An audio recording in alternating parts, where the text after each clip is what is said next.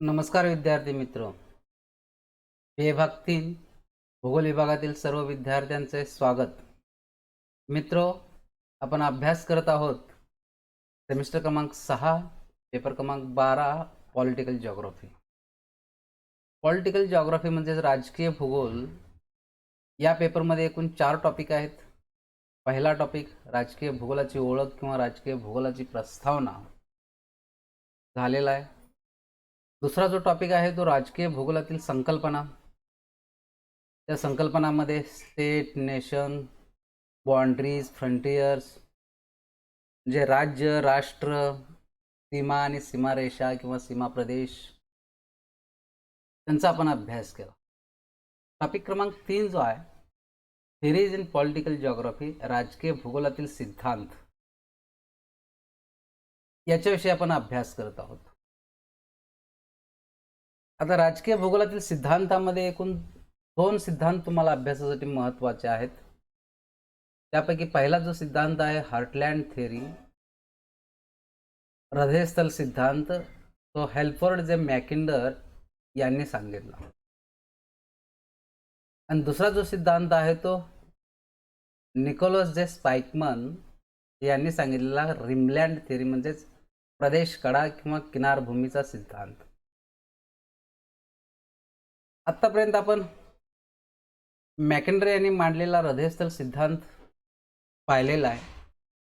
मॅकिंडरचा जीवन परिचय पाहिला, मॅकिंडरचे लेखन कार्य पाहिलं, त्यांनी केलेलं वेगवेगळ्या विभागामधील वेगवेगळ्या क्षेत्रामधील काम आणि त्यांचा तो हृदयस्थल नावाचा सिद्धांत. आज आपण पाहणार जो आहोत तो स्पाइकमन यांचा प्रदेश कडा किंवा किनारभूमीचा सिद्धांत. इंग्लिशमध्ये त्याला स्पाइकमन्स रिमलँड थिअरी असे म्हणतात. रिमलँड थिअरी, प्रदेश कडा किंवा किनारभूमी. हा सिद्धांत पाहण्या अगोदर स्पाइकमन यांचा थोडक्यात जीवन परिचय आपण अभ्यासू. स्पाइकमन यांचा जन्म 1893 मध्ये नेदरलँड येथे झाला. प्राथमिक शिक्षण झाल्यानंतर 1893 मध्ये त्यांचा जन्म झाल्यानंतर नेदरलँडमध्येच प्राथमिक शिक्षण पूर्ण झालं. त्यानंतर 1900 मध्ये ते अमेरिकेमध्ये आले आणि कॅलिफोर्निया विद्यापीठातून त्यांनी शिक्षण पूर्ण केलं. शिक्षण पूर्ण झाल्यानंतर 1923 मध्ये याले विद्यापीठामध्ये प्राध्यापक झाले. त्यानंतर 1935 ते 1940 या कालखंडामध्ये याले विद्यापीठात आंतरराष्ट्रीय अध्ययन संस्थेचे संचालक म्हणून त्यांनी काम केलं. त्यांचे 2 ग्रंथ अत्यंत महत्त्वाचे आहेत. पहिला जो ग्रंथ आहे तो 1942 मध्ये प्रकाशित झाला. त्याचं नाव होतं America's strategy in world politics, जे जागतिक राजकारणामध्ये अमेरिकेचं धोरण. आणि त्यानंतर 1944 मध्ये दुसरा ग्रंथ त्यांचा प्रकाशित झाला, the geography of the peace, शांततेचा भूगोल. खरं तर हा ग्रंथ शांततेचा भूगोल त्यांच्या मृत्यूनंतर प्रकाशित झाला. त्यांचा मृत्यू 1943 मध्ये झालेला होता. स्पाइकमन हे एक असामान्य व्यक्तिमत्व होतं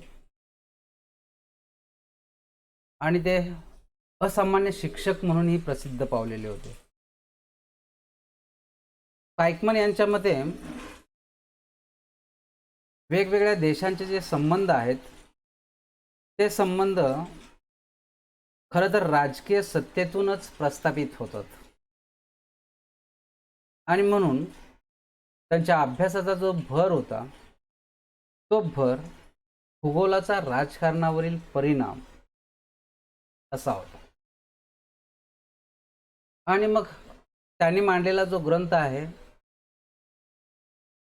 शांततेचा भूगोल, याच्यामध्ये त्यांनी प्रदेश कडा किंवा किनारभूमीचा सिद्धांत मांडला. हा प्रदेश कडा किंवा किनारभूमीचा सिद्धांत खरं तर मॅकिंडर यांच्या हृदयस्थल सिद्धांतावरती थोडासा मिळता जुळता आहे, मात्र पूर्णपणे भिन्न आहे, वेगळा आहे. आता मॅकिंडर यांनी 1919 मध्ये हा सिद्धांत मांडला होता, हृदयस्थल नावाचा सिद्धांत. तुम्हाला या ठिकाणी दोन नकाशे दिसत आहेत. त्यातला पहिला जो नकाशा आहे तो मॅकिंडर यांचा हृदयस्थल सिद्धांत, आणि दुसरा जो नकाशा आहे तो स्पाइकमन यांचा किनारभूमी सिद्धांत. आता मॅकिंडर यांनी जो हृदयस्थल नावाचा सिद्धांत मांडला, तो सिद्धांत त्यांनी लोकतंत्रात्मक आदर्श आणि यथार्थता, डेमोक्रेटिक आयडियल्स अँड रियालिटी, हा जो ग्रंथ मॅकिंडर यांनी प्रकाशित केला 1919 मध्ये, त्या ग्रंथामध्ये या सिद्धांताचे सार आपल्याला पाहावयास मिळते. ह्या 1919 मध्ये लिहिलेला ग्रंथ पुन्हा 1942 मध्ये अमेरिकेमध्ये तो प्रकाशित झाला. पुन्हा त्याचं पुनर्मुद्रण करण्यात आलं, आणि मग मॅकिंडरचा हा ग्रंथ अमेरिकेमध्ये फार प्रसिद्धीस पावला. आंतरराष्ट्रीय संघर्षातील लष्करी डावपेचाचा अभ्यास करणारे जे लोक आहेत, त्या लोकांना या ग्रंथाचे महत्त्व कळाले, आणि मग मॅकिंडर यांच्या ग्रंथातूनच स्पाइकमन यांना प्रेरणा मिळाली, आणि स्पाइकमन यांनी 1944 मध्ये स्वतःचा ग्रंथ लिहिला, शांततेचा भूगोल. याच्यामध्ये त्यांनी, या ग्रंथामध्ये त्यांनी किनारभूमीचा सिद्धांत स्पष्ट केलेला आहे. याच ग्रंथामध्ये लष्करी डावपेचा विषयक स्पाइकमनने आपले विचार मांडलेले आहेत.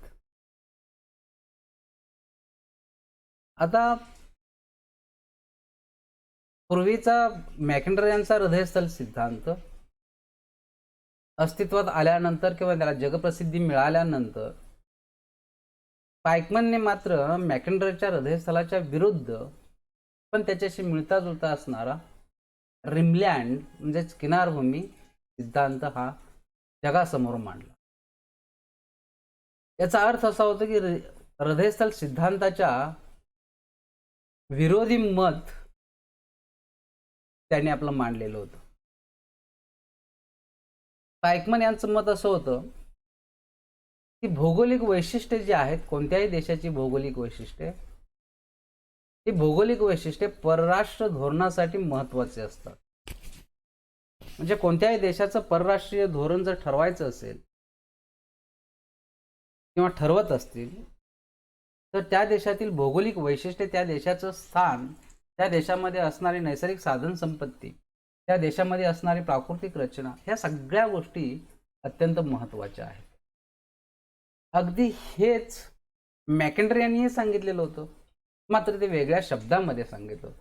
मॅकिंडर यांनी काय म्हटलेलं होतं की राज्यकर्त्यांना, प्रशासनकर्त्यांना आणि लष्कर प्रमुखांना राज्याच्या विकासाच्या संदर्भात आणि संरक्षणाच्या संदर्भात जे काही निर्णय घ्यायचे असतात, ते निर्णय घेत असताना अशा राज्यकर्त्यांना आणि लष्कर प्रमुखांना भूगोलाचा अध्ययन अत्यंत महत्त्वाचं किंवा आवश्यक आहे. भौगोलिक अध्ययन. इथं त्याच्यापेक्षा थोडंसं वेगळं मत पण मॅकिंडरशी मिळतं जुळतं असणारं स्पाइकमन यांनी मांडलेलं आहे की भौगोलिक वैशिष्ट्ये हे परराष्ट्र धोरणासाठी महत्त्वाचे असतात. म्हणजे भौगोलिक वैशिष्ट्यांचा अभ्यास राज्यकर्त्यांनाही आवश्यक आहे, शासनकर्त्यांनाही आवश्यक आहे, म्हणजे प्रशासनालाही आवश्यक आहे, आणि लष्कर प्रमुखांनाही आवश्यक आहे. आता हृदयस्थल मॅकिंडर यांनी मांडलेला जो हृदयस्थल सिद्धांत होता तो आपण अभ्यासला की हृदयस्थल कशा पद्धतीने महत्त्वाचं आहे. जर एखाद्या सत्तेला जागतिक महासत्ता बनायचं असेल तर ही जागतिक महासत्ता कुठं बनू शकते? हृदयस्थलामध्ये.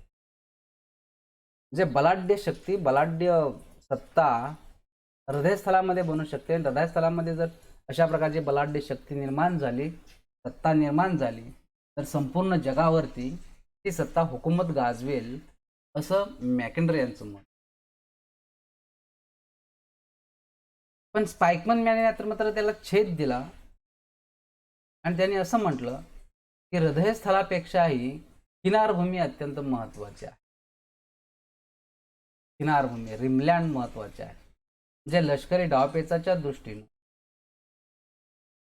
जागतिक महासत्ता होण्याच्या दृष्टीने, संपूर्ण जगावरती साम्राज्य निर्माण करण्याचं म्हणा किंवा संपूर्ण जगावरती हुकूमत गाजवण्याच्या दृष्टीने हृदयस्थल महत्वाचं नाही, तर किनारभूमी महत्वाची आहे. आता हे हृदयस्थल महत्वाचं नाही याची कारण त्यांनी दिलेली आहेत. कोणते कारण आहे? त्यांनी पहिले एक कारण आपल्या सिद्धांतामध्ये मांडलेलं आहे की मॅकेंड्रे यांनी जे हृदयस्थल म्हटलेलं आहे की जे हृदयस्थल आशिया आणि आफ्रिका यांच्या मध्यवर्ती भागामध्ये आहे, युरेशियाच्या छोटासा भाग, म्हणजे अर्थात तो विस्तृत भाग आहे. हा भाग किंवा या ठिकाणी कृषीला योग्य असणारी भूमी इथं अस्तित्वात नाही किंवा फार भाग कमी आहे. कृषीयोग्य भूमीचा भाग अत्यंत कमी आहे. कारण याच्या सभोवती जर तुम्ही बघितलं तर पर्वतीय प्रदेश आहेत, डोंगराळ प्रदेश आहेत, पठारी प्रदेश आहेत, शीत हवामानाचा प्रदेश आहे. आणि म्हणून मग अशा प्रदेशामध्ये शेतीचा विकास होणार नाही किंवा शेतीला योग्य असणारी जमीन या ठिकाणी उपलब्ध मोठ्या प्रमाणात नाही. त्यामुळं हृदयस्थल हे महत्वाचं नाही. दुसरं कारण एक असं दिलेलं आहे त्यांनी की औद्योगिकरणाचा विकास जो आहे तो औद्योगिकरणाच्या विकासाला आवश्यक असणारी भौगोलिक परिस्थिती या हृदयस्थलामध्ये अस्तित्वात नाही. औद्योगिकरणाला आवश्यक असणारी भौगोलिक परिस्थिती कोणती असते? तर शेतीचा विकास किंवा उद्योगधंद्यांचा विकास, दळणवळण मार्गांचा विकास, खनिजांचा विकास किंवा खनिज संपत्तीचे साठे, खनिजांचं उत्खनन, हे ज्या प्रदेशामध्ये आपल्याला आढळतं त्या प्रदेशामध्ये औद्योगिक विकास होतो. परंतु हृदयस्थलामध्ये दळणवळण मार्गांचा विकास झालेला नाही, शेतीचा विकास झालेला नाही किंवा त्यासारखी परिस्थिती त्या ठिकाणी अस्तित्वात नाही. खनिजांचे साठेही मोठ्या प्रमाणात अस्तित्वात नाहीत. त्यामुळे या ठिकाणी औद्योगिकरणासाठी आवश्यक असणारी जी काही परिस्थिती आहे किंवा पाहिजे ती या ठिकाणी अस्तित्वात नाही. तिसरं कारण त्यांनी असं म्हटलेलं आहे की लोकसंख्या. हृदयस्थलामध्ये जी लोकसंख्या आहे त्या लोकसंख्येचं पालन पोषण होईल एवढ्या प्रमाणात सुबत्ता या प्रदेशामध्ये नाही. म्हणजे सरळ सरळ त्यांनी असं म्हटलेलं आहे की लोकसंख्येचं पालन पोषण करण्यास हृदयस्थल योग्य नाही किंवा लोकसंख्येचं पालन पोषण करण्यास हृदयस्थल या ठिकाणी कठीण परिस्थिती आहे.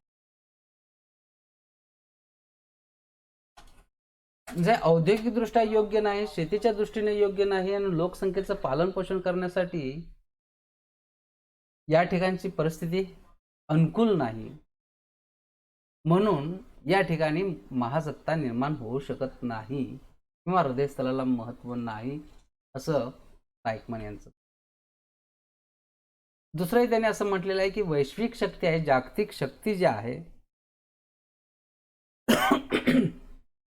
ही जागतिक शक्ती अशा प्रदेशामध्ये निर्माण होऊ शकत नाही. किंबहुना जागतिक शक्तीचं केंद्र जे हृदयस्थल आहे हे हृदयस्थल बनू शकणार नाही, तर ठाम मत स्पाइकमन यांनी मांडलेलं होतं.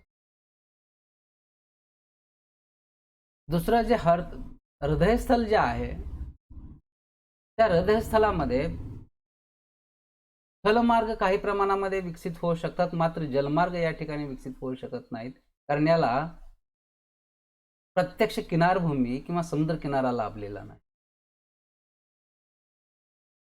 त्याचबरोबर स्थलमार्गासाठी या ठिकाणी पर्वतीय प्रदेश जास्त आहेत किंवा मोठ्या प्रमाणात आहेत, त्यामुळे या ठिकाणी स्थलमार्गही विकसित होणं कठीण आहे. म्हणजे अशी वेगवेगळी कारणं देऊन हृदयस्थल हे किती कमकुवत आहे किंवा लष्करी डावपेचाच्या दृष्टीनं हृदयस्थल महत्त्वाचे कसे नाही हे सांगण्याचा प्रयत्न त्यांनी आपल्या सिद्धांतामध्ये केला. मग हृदयस्थल जर महत्त्वाचं नाही तर मग काय महत्त्वाचं आहे? तर स्पाइकमन यांच्या मते जे मॅकिंडर यांनी हृदयस्थलाच्या सभोवती अर्धचंद्राकार भूमी म्हटलेलं आहे, इन्नर क्रिसेंट, त्यालाच स्पाइकमन यांनी किनारभूमी म्हटलेलं आहे. आणि ही किनारभूमी अत्यंत महत्त्वाची आहे हृदयस्थलापेक्षा, की ज्या किनारभूमीमध्ये भारताचा समावेश होतो, जपानचा समावेश होतो, चीनचा समावेश होतो, आफ्रिकेतील इजिप्तचा समावेश होतो, त्याचबरोबर युरोपियन कंट्रीजचाही समावेश होतो. ही जी अंतर्गत अर्धचंद्राकार भूमी जी आहे, या भूमीला स्पाइकमन यांनी किनारभूमी म्हटलेलं आहे आणि ही किनारभूमी हृदयस्थलापेक्षा अत्यंत महत्त्वाची आहे. म्हणजे हा भूभाग अत्यंत महत्त्वाचा आहे. आता हा भूभाग का महत्त्वाचा आहे? तर त्यांनी बरोबर हृदयस्थलाच्या विरुद्ध परिस्थिती त्यांनी स्पष्ट केलेली आहे. कृषी, की या किनारभूमीमध्ये शेतीचा विकास होण्यासाठी अनुकूल परिस्थिती आहे. इथं योग्य हवामान आहे, सुपीक जमीन आहे, त्याचबरोबर मैदानी भाग आहे, अनेक नद्यांची खोरी या ठिकाणी आहेत. त्यामुळं या किनारभूमीमध्ये मोठ्या प्रमाणात शेतीचा विकास होऊ शकतो. दुसरं कारण असं दिलेलं आहे की या शेतीवरती आधारित असणारे वेगवेगळ्या प्रकारचे उद्योगधंदे या ठिकाणी विकसित होऊ शकतात, स्थापन होऊ शकतात. म्हणजे औद्योगिक विकासासाठी, शेतीच्या विकासासाठी हा प्रदेश अनुकूल आहे. त्याचबरोबर या ठिकाणची लोकसंख्या जास्त आहे. उदाहरणार्थ चीन असेल, भारत असेल किंवा इजिप्त असेल, नायल असेल किंवा युरोपमधील काही देश आहेत, म्यानमार आहे, जपान आहे. इथं लोकसंख्येची दाटी आढळते, लोकसंख्येची घनता जास्त आढळते. आणि ज्या प्रदेशामध्ये लोकसंख्येची घनता जास्त, ज्या प्रदेशामध्ये लोकसंख्येची दाटी, अर्थातच तो प्रदेश प्राकृतिकदृष्ट्या, भौगोलिकदृष्ट्या मानवी वसाहतीसाठी, मानवी आरोग्यासाठी अनुकूल आहे. अशाच प्रदेशामध्ये वैश्विक सत्ता निर्माण होऊ शकते, वैश्विक शक्ती निर्माण होऊ शकते. आणि म्हणून जर जागतिक शक्तीचं केंद्र हे कुठं निर्माण होऊ शकतं तर ते प्रदेशकाळामध्ये, रिमलँडमध्ये, हे स्पाइकमन यांनी. पाचवं एक कारण त्यांनी असं दिलेलं आहे की स्थलमार्ग व जलमार्ग. आता ही किनारभूमी आहे, या किनारभूमीचा उत्तरेकडचा जो भाग आहे त्याला भूसीमा लाभलेली आहे हर्टलँडची, आणि दक्षिणेकडची जी किनारा जो आहे, दक्षिणेकडचा जो भूभाग आहे त्याला जलमार्ग किंवा महासागराची सीमा लाभलेली आहे. म्हणजे दळणवळणाच्या दृष्टीने एका बाजूला भूसीमा आणि दुसऱ्या बाजूला जलसीमा, त्यामुळं जलमार्गांचाही विकास या प्रदेशामध्ये होऊ शकतो आणि स्थलमार्गांचाही विकास या प्रदेशामध्ये होऊ शकतो. ज्या प्रदेशामध्ये स्थलमार्ग आणि जलमार्गांचा विकास होण्यासारखी परिस्थिती आहे त्या प्रदेशामध्ये जागतिक शक्ती, जागतिक सत्ता निर्माण होण्याची शक्यता जास्त आहे. आणि म्हणून स्पाइकमन यांनी हृदयस्थलापेक्षा हृदयस्थलाच्या सभोवती असणारा जो प्रदेश आहे की जो अर्धचंद्राकृती प्रदेश आहे, की ज्याला आपण किनारभूमी म्हणू किंवा प्रदेशकडा म्हणू, हा अत्यंत महत्त्वाचा भाग आहे. जे अशा पद्धतीने विद्यार्थी मित्रो, पाइकमन यांनी मॅकेंडर यांच्या मांडलेल्या सिद्धांतावरच्या विरुद्ध आपली मतं मांडलेली आहे, की हृदयस्थळापेक्षा किनारभूमीचा प्रदेश किती महत्त्वाचा आहे. आता यानंतरच्या तासाला आपण प्रत्यक्ष पाहू की किनारभूमी सिद्धांत हा नेमका काय आहे किंवा किनारभूमी सिद्धांतामध्ये नेमकं काय मांडलेलं आहे.